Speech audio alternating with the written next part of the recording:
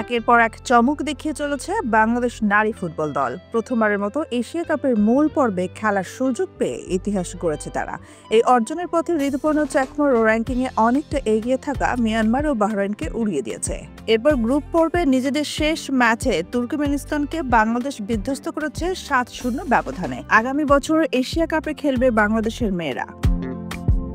দুর্দান্ত এই কীর্তির পর রোববার দিবাগত রাত ২টার পরে দেশে ফিরেছেন ঋতুপর্ণা মনিকা চাকমারা।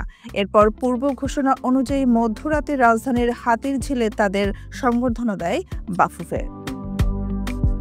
রাতে হযরত শাহজালাল আন্তর্জাতিক বিমানবন্দরে পৌঁছানোর পর সেখান থেকে মেয়েদের ফুটবল দলকে সরাসরি নেওয়া হয় হাতিরঝিলের অ্যাম্ফি থিয়েটারে।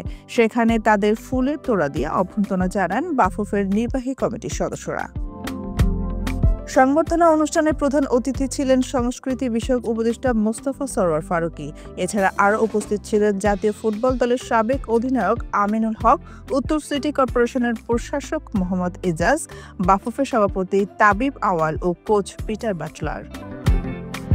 সংবর্ধনা অনুষ্ঠানে তারকা ফরওয়ার্ড ঋতুপর্ণা চাকমার কথায় ফুটে ওঠে দেশের সংগ্রামী মেয়েদের প্রতিচ্ছবি। আগামী মার্চে অস্ট্রেলিয়াতে হতে যাওয়া এশিয়ান কাপের সেরা ৬ দলের মধ্যে থেকে বিশ্বকাপে খেলার আশাবাদও জানান তিনি। ঋতুপর্ণ বলেন, আমরা বাংলাদেশের মেয়েরা জানি কিভাবে কঠিন পরিস্থিতিতে লড়াই করতে হয়। আপনারা আমাদের উপর বিশ্বাস রাখবেন, আমরা আপনাদের নিরাশ করব না। আমরা এশিয়া নয়, বিশ্বমঞ্চে বাংলাদেশকে নিয়ে যেতে চাই।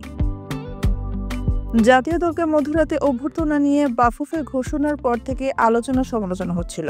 কেন এত তড়িঘড়ি করে আয়োজন, সে নিয়েও প্রশ্ন উঠেছিল ফুটবল পাড়ায়। তবে জানা গেছে এর কারণ। সোমবার সকালে আবার ভুটান লিগে খেলতে যাওয়ার বিমান ধরার কথা ঋতুপর্ণা মনিকার।